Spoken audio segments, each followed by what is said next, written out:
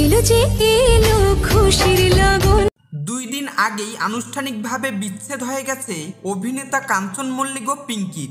ডিভোর্সের 48 ঘন্টা পার হতে না হতেই সামনে এলো অভিনেতার নতুন করে বিয়ের খবর। সকল গুঞ্জন জল্পনা কল্পনাকে সত্যি প্রমাণ করে বিয়ের পিঁড়িতে বসতে চলেছেন কাঞ্চন মল্লিক ও অভিনেত্রী শ্রীময়ী চট্টরাজ। বহুদিন ধরেই সম্পর্কে ছিলেন এই জুটি, এমনকি তাদের সম্পর্কের প্রভাবেই নাকি সংসার ভেঙেছিল কাঞ্চনের। টলিপাড়া সূত্রের খবর, আগামী 6 মার্চ বিয়ের পিঁড়িতে বসছেন কাঞ্চন শ্রীময়ী। শ্রীময়ীর এটি প্রথম বিয়ে, তবে কাঞ্চনের তৃতীয়। পিঙ্কির আগেও অভিনেত্রী অনিন্দিতা দাসের সঙ্গে সংসার করেছিলেন এই অভিনেতা, সেই সংসারও টেকেনি। হিন্দুস্তান টাইমসের এক প্রতিবেদনে বলা হয়েছে, ফাল্গুনে প্রজাপতি ঋষিকে সাক্ষী রেখে গাঁটছড়া বাঁধবেন কাঞ্চন শ্রীময়ী। ইতিমধ্যেই বিয়ের প্রস্তুতি পুরোদমে শুরু করে এই জুটি, সাজিয়েছেন পরিকল্পনাও।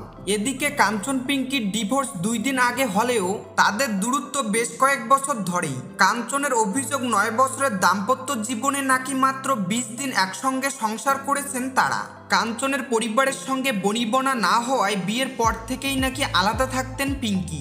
অন্যদিকে বিগত 2 বছরে সর্বদাই কাঞ্চনের পাশে থেকেছেন শ্রীময়ী।